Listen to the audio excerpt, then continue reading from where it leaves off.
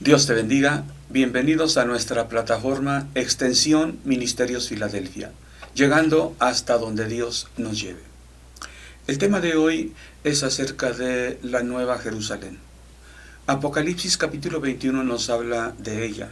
Es un pasaje realmente maravilloso que nos habla del lugar donde estaremos con nuestro Dios y Padre y el Cordero, la iglesia y el Cordero, para vivir eternamente. Dice así el pasaje: vi un cielo nuevo y una tierra nueva, porque el primer cielo y la primera tierra pasaron, y el mar ya no existía más. Y yo, Juan, vi la santa ciudad, la nueva Jerusalén, descender del cielo de Dios, dispuesta como una esposa ataviada para su marido. Y oí una gran voz en el cielo que decía: He aquí el tabernáculo de Dios con los hombres, y Él morará con ellos, y ellos serán su pueblo. Y Dios mismo estará con ellos como su Dios. Enjugará Dios toda lágrima de los ojos de ellos, y ya no habrá muerte, ni habrá más llanto, ni clamor, ni dolor, porque las primeras cosas pasaron. Y el que estaba sentado en el trono dijo: He aquí yo hago nuevas todas las cosas. Y me dijo: escribe, porque estas palabras son fieles y verdaderas. Y me dijo: hecho está. Yo soy el Alfa y la Omega, el principio y el fin. Al que tuviere sed, yo le daré gratuitamente de la fuente del agua de la vida. El que venciere, heredará todas las cosas, y yo seré su Dios, y él será mi hijo. El mar que existía antes, que marcaba la separación entre Dios y aún las criaturas y todo lo demás, ya no existía. Quiere decir que Dios y sus criaturas están juntas, ya no hay nada que los separe. El mar era la idea, separación. Bueno, en Génesis vemos que el hombre hablaba con Dios, se comunicaba directamente. Dios, el Creador, con su criatura, Adán, Eva, se comunicaban libremente. Es hacia donde regresamos aquí en Apocalipsis 21, previo hecha la reconciliación, la redención de Dios con el hombre y a través del Cordero. Ya hablamos de las bodas del Cordero. Ahora estamos hablando del reinado eterno. Hablamos también del reino de 1000 años y ya explicamos nuestro punto de vista, pero aquí ya es un reino eterno. Bueno, versículo 2 dice: Juan, yo Juan, vi la santa ciudad, la nueva Jerusalén, descender del cielo de Dios, dispuesto como una esposa ataviada para su marido. No dice que sea la esposa, dice que ataviada a manera de. Vamos a ver que precisamente la simbología aquí adquiere especial relevancia en este capítulo. Dice el versículo 3, vemos que la nueva Jerusalén es donde va a vivir la esposa. Dice: oí una gran voz del cielo que decía: He aquí el tabernáculo de Dios con los hombres, y Él morará con ellos, y ellos serán su pueblo. Entonces Juan ve primeramente la nueva Jerusalén como una esposa para su marido. Y en el versículo 3 dice: oí una voz que decía: este es el tabernáculo de Dios con los hombres, o sea, es donde Dios va a vivir con los hombres. La ciudad entonces se nos presenta en el versículo 2 y 3, se presenta como una esposa, y más adelante habla como que es la esposa, pero por otro lado es donde va a vivir la esposa con el Cordero. Repetimos, es la simbología. No podemos querer interpretar literalmente el Apocalipsis, al grado de que aquí en este capítulo vemos que la Nueva Jerusalén es tanto la esposa como el lugar donde va a vivir la esposa. El tabernáculo en el desierto y el templo en Jerusalén es el lugar donde Dios vive con el hombre. Ahora, todo el tabernáculo o toda la ciudad es el tabernáculo. A esta ciudad vendrán los redimidos de todo el mundo, es decir, la iglesia. Se nos describe que tiene 3 puertas por cada lado. norte, sur, oriente, poniente, de todos los lados de la tierra. Es un número cósmico. Y al haber puertas, y 3 igualmente de cada lado, nos habla de que hay puertas para que de todas partes vengan y tengan acceso. No son puertas de que estén abiertas en un momento y cerradas en otro, en la noche. Dice el texto que las puertas no se cierran. ¿Para qué están las puertas entonces? Unas puertas que no se cierran ni se abren, pudiéramos decir que están de más, porque hay muro y hay puertas. Y otra vez decimos, todo esto es simbólico. Al decir que hay puertas es para que entren de todas partes. Al decir que no se cierran es que hay seguridad. No es algo inútil, es una ilustración. Igualmente la ciudad sería igual. Si vamos y no vemos muros y no vemos puertas, podríamos preguntar, Señor, ¿por qué no hay puertas? Apocalipsis hablaba de que había muros y había puertas. Decir muros quiere decir que hay seguridad. No quiere decir que hay muros de tal o cual medida o tal anchura o altura. Al decir puertas no quiere decir que tienen que ser 12. Si hay 14 o 20 o 1 o 4, es lo mismo. Las puertas quiere decir que hay acceso.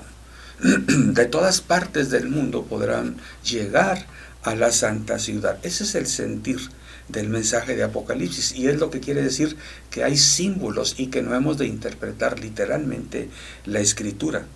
Dice el versículo 5 que Jesús dijo: yo soy el alfa y la omega, el principio y el fin. Al que venciere le daré gratuitamente del agua de la vida, el agua de la vida eterna. Bueno, en el siguiente capítulo se nos va a describir un poquito más lo que es el agua de vida. Ya desde los evangelios, Juan, el evangelista, nos dijo que Jesús dijo: yo soy el agua de vida. El que tenga sed, venga a mí, beba. Es el mismo autor de Apocalipsis que escribe estas palabras. Y es que Apocalipsis nos presenta un mensaje, ciertamente nos dice algunas cosas que van a suceder pronto. Pero lo principal, más que informarnos de lo que va a suceder, es decirnos lo que debemos hacer ahorita. Si Dios está revelando lo que va a suceder pronto, es para que los que están sufriendo persecución sepan que esto ya va a terminar. Las instrucciones y el ánimo es para que sepan cómo vivir el presente. El Apocalipsis es un mensaje para el aquí y ahora. ¿Queremos equivocarnos para interpretarlo? Bueno, vamos al Apocalipsis para ver qué va a pasar después. Y peor aún, ¿cuándo va a suceder esto? Lejos de la realidad. El Apocalipsis trae un mensaje para el aquí y ahora. Cómo vivir tú y yo. Cómo debe de vivir la iglesia. Por eso hay muchos errores de personas que malinterpretan el Apocalipsis. Bueno, tiene un mensaje para que sepamos qué va a suceder en el futuro, pero para alentarnos y decirnos, instruirnos cómo vivir en el presente. Dice el versículo 8, pero los cobardes y los abominables, homicidios, fornicarios, hechiceros, idólatras y todos los mentirosos tendrán su parte en el lago que arde con fuego y azufre, que es la muerte segunda. Hay promesa para los fieles, para los que guardan los mandamientos de Dios, pero hay advertencia, hay algunos que no van a tener acceso. El que tenga sed, Cristo le dará del agua de vida eterna. ¿Qué es el que tiene sed? Es el que dice: yo necesito de Dios. Muchas personas no sienten que necesitan de Dios. Otros presumen creer en Dios, pero no lo honran como a Dios. Dios es un ser superior, y infinitamente superior, incomprensible para la mente humana. Entendemos muy poco de ello. Entonces, si yo creo que hay un Dios, tengo que buscar, tratar de saber más de Él y honrarle como tal. Por ejemplo, dice la Biblia: grande es Jehová, el Salmo 42, y digno de ser en gran manera alabado en la casa de Jehová, en su monte santo. Muchas personas creen en Dios según ellos, pero jamás van a buscarlo a la iglesia. ¿Qué es la iglesia? Bueno, ¿qué importancia tiene un edificio? 4 paredes, dicen las personas. Bueno, es valioso lo que dijo Juan Wesley: el mundo es mi parroquia. Eso lo decía para decir, voy a predicar a todo el mundo. Lo que predico en la iglesia, dentro de esas 4 paredes, puedo predicar en el mundo entero. Pero ese es para predicar, para ocuparse de Dios. Juan Wesley no dijo el mundo es mi parroquia para ir de descanso y de vacaciones cada 8 días al cine, a la Alameda, al parque, a la playa, a descansar. Lejos de eso. El mundo entero no puede contener a Dios, pero Dios ha puesto un lugar en donde dice, vamos a convivir, tú y yo, le dice al hombre. Nosotros tenemos que valorar que Dios quiere ser nuestro Dios, nuestro Padre, para buscarlo. Ese es el punto, que haya un templo, un tabernáculo desde el desierto, el peregrinar a la tierra prometida. Y ahora hay un templo que ciertamente ya no tiene altar porque ya no hacen falta sacrificios, pero tiene lo demás. El tabernáculo es lugar para vivir juntamente con. Ahora el tabernáculo es la santa ciudad, la nueva Jerusalén. Vamos adelante. Dice, vino, versículo 9. Vino entonces a mí uno de los ángeles que tenían las 7 copas llenas de las 7 plagas postreras, y habló conmigo diciendo, ven acá y te mostraré la desposada. Ya hablamos de la Nueva Jerusalén como el lugar donde va a habitar Dios con su pueblo.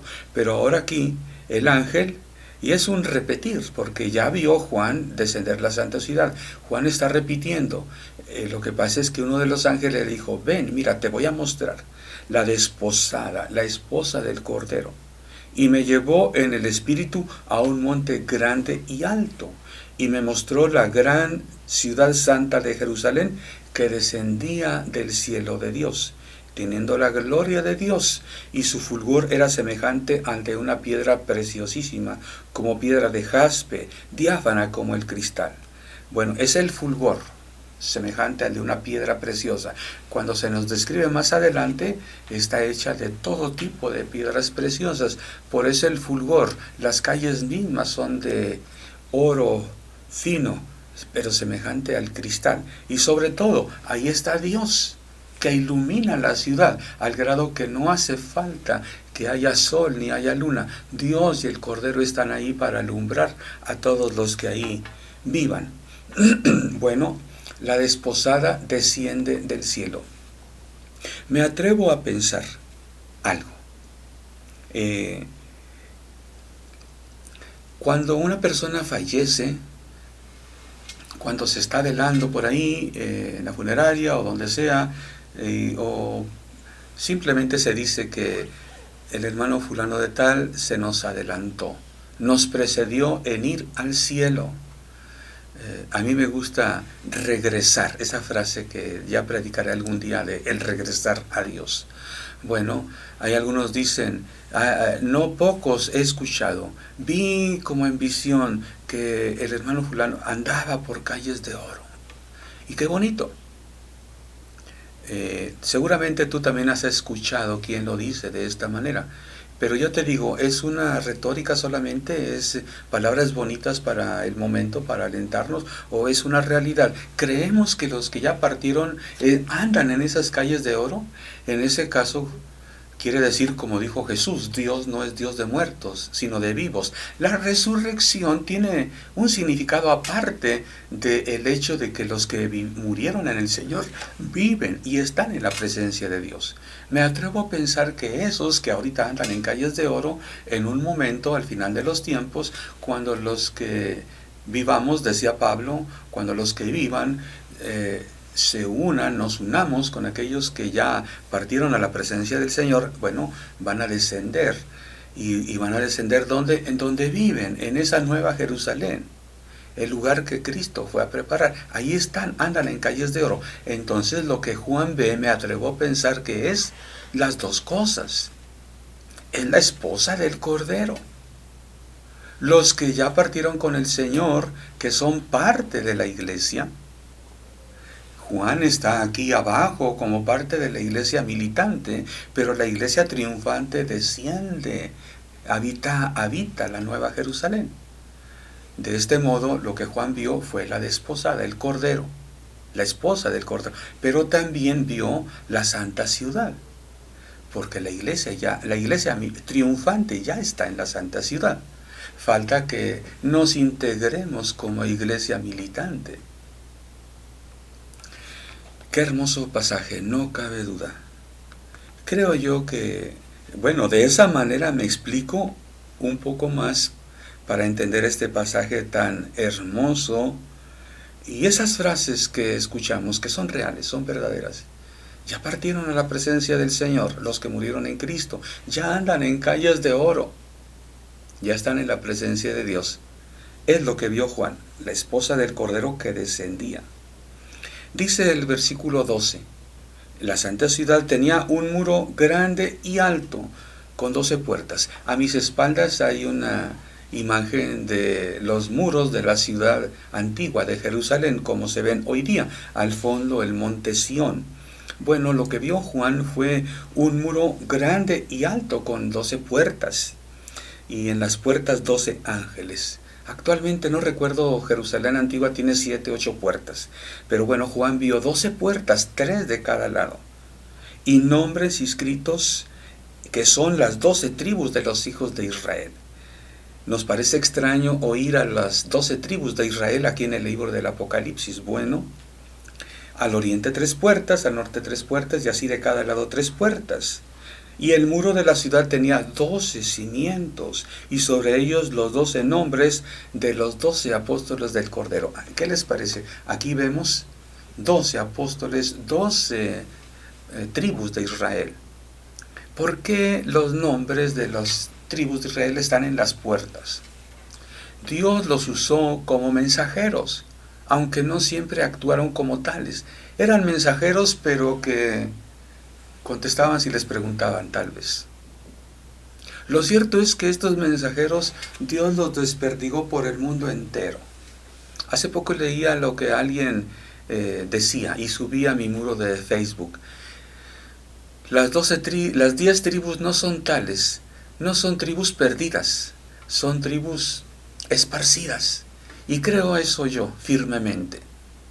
Esas tribus esparcidas comunican de una y de otra manera el mensaje de un Dios único, santo, verdadero, poderoso. Querramos o no, Israel es un mensajero. En ti serán benditas todas las naciones de la tierra, dijo Dios a Abraham. Y Jesús dijo, la salvación viene de los judíos. Judíos que se convirtieron a Cristo, salieron de ahí a predicar el Evangelio a todo el mundo. Judíos de Benjamín, de Leví, de Aser y de otras partes se convertirían y entonces se convirtieron en anunciantes del mensaje del Evangelio. Creo yo que por eso sus nombres están en las puertas. Ya hablamos de las puertas, ¿verdad? Bueno, la predicación de ellos es lo que trajo a la gente ahí. Y los nombres de los apóstoles están en los cimientos. ¿Qué quiere decir esto? Bueno, Jesús dijo, edificaré mi iglesia. El apóstol Pablo se define a sí mismo como yo, como perito arquitecto, puse el fundamento. Y Pablo dice de la siguiente manera, que la iglesia está edificada sobre el fundamento de los apóstoles y los profetas. La enseñanza de ellos es lo que es el fundamento para la iglesia. La sana doctrina es lo que los apóstoles predicaron. Bueno, entonces, por eso es que están aquí en los cimientos de esta ciudad. Lo que vamos a ver en esta santa ciudad va a ser lo que escuchamos acá. Bueno, del santo evangelio, del sano evangelio. Veremos lo que escuchamos y lo que leemos en la palabra de Dios. Es un muro grande y alto. Bueno, dice la versión Reina Valera, cuando habla de Jesucristo, que Él sería luz para revelación a los gentiles. Creo que es Lucas capítulo 2. Y gloria de tu pueblo Israel. Dios habla al hombre, dice, la luz que alumbrará a las naciones, se refiere a Jesús. La luz que alumbrará a las naciones y que será la gloria de tu pueblo Israel. Dios fue dado a conocer desde el principio de los patriarcas a las naciones. Dios le dijo a Abraham que serían benditas todas las naciones en él. Dios bendijo a las naciones a través de José, bendijo a Egipto, al imperio. Egipto, no una ciudad, no un reino, un imperio. Fue bendecido por la presencia de José y el testimonio del Dios vivo. Dios bendijo a través de Daniel a Babilonia. Un imperio fue bendecido por el testimonio de Daniel, un judío fiel que obedeció a Dios. Según la tradición, Alejandro Magno, ya estamos hablando ahora de otro imperio.